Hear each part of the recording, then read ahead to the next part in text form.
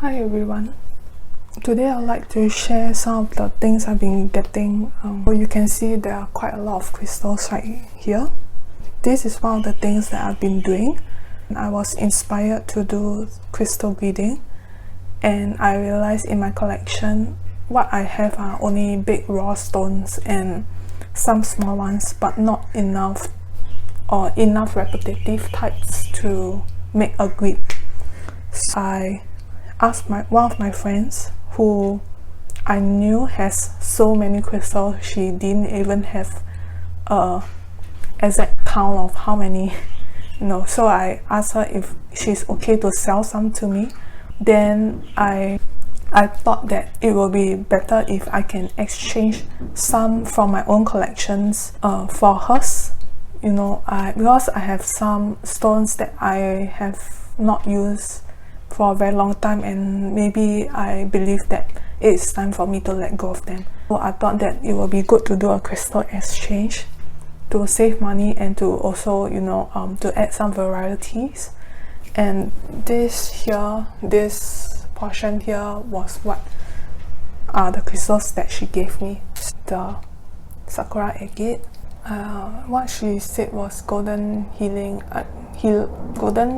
and carnelian, quartz, amethyst, and this was the numnite I had, and I just chunk it together. Some obsidian, mahogany obsidian, and some points because I need some points to point energy in and out. So yeah, these are what she gave me. A lot of common crystals that I like and I'm comfortable enough to work with. And I also got some crystals that I thought would be useful to me from online. So the smoky quartz, to clear some of the things that I have, such as the tuning fork and also my drum. I was contemplating on whether to get other black varieties such as tourmaline, or perhaps like shungite or anything else. But somehow I feel that smoky quartz feels better to me because even though they are dark, they also don't look like they're perfectly dark. So it is like saying light in the darkness, which is what I always like. It feels more like me. So I got smoky quartz, 5 of them, tower. I tried them once and it seems like they can stand on their own. And I bought this laser quartz to point and join things together in a crystal gate. It is supposed to be a singing crystal of a sort. I am not sure how it works. I have no idea on formations and all these things. Point this onto my own skin. I really can overthink it, but I can feel as if there's a laser point pointing up and onto my skin.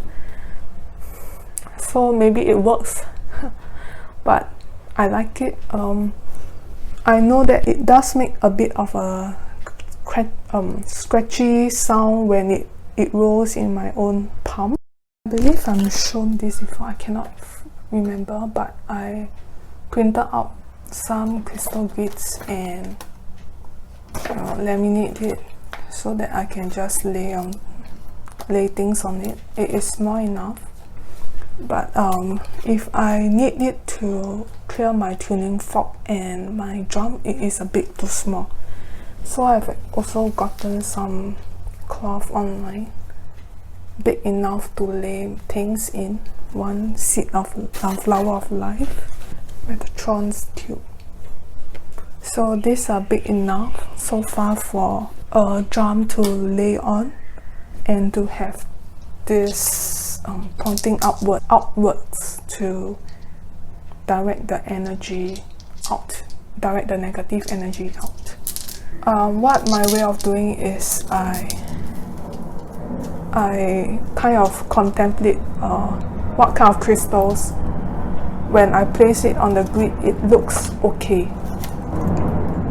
I know many people use the Flower of Life, but I prefer the Metatron's cube.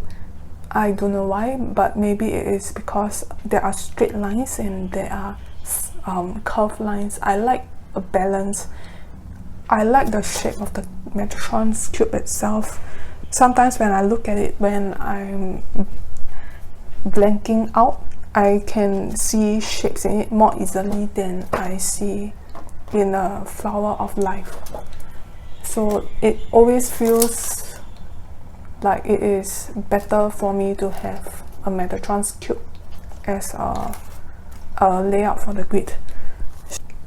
I will choose the stones, and then I will lay out to first see if, let me shift my camera. Okay, a combination I find to work almost very well every time I place on it is the amethyst quartz and rose quartz combination.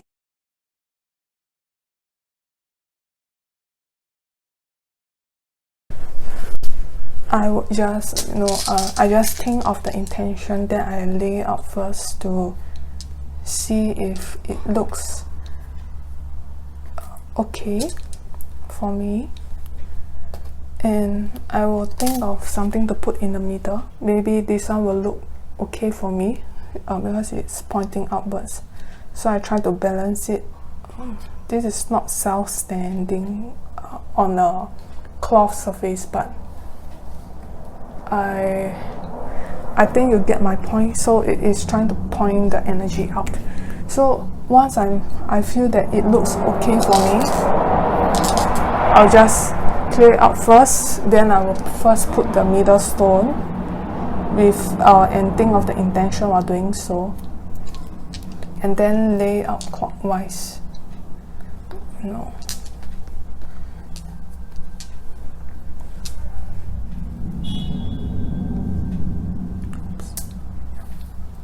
I try to do it symmetrically, so the quartz will face a quartz, and the rose quartz will face a rose quartz, and the amethyst will face the amethyst.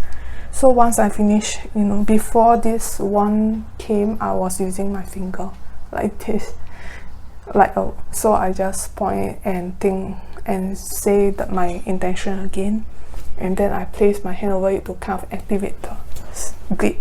I don't know whether it works, but it just gives me a sense of comfort once I finish doing it, so I think it's fine. Then when I want to decommission the grid, I will just do it, do this thing the other way around, anti-clockwise, and then say thank you. So this is how I'm trying to play with my making crystal grids.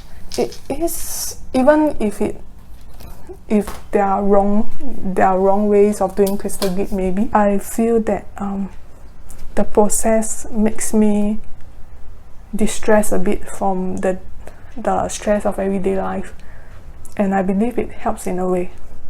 So trying to play around with crystal grids, and I hope you enjoy this fun little video from me. Bye.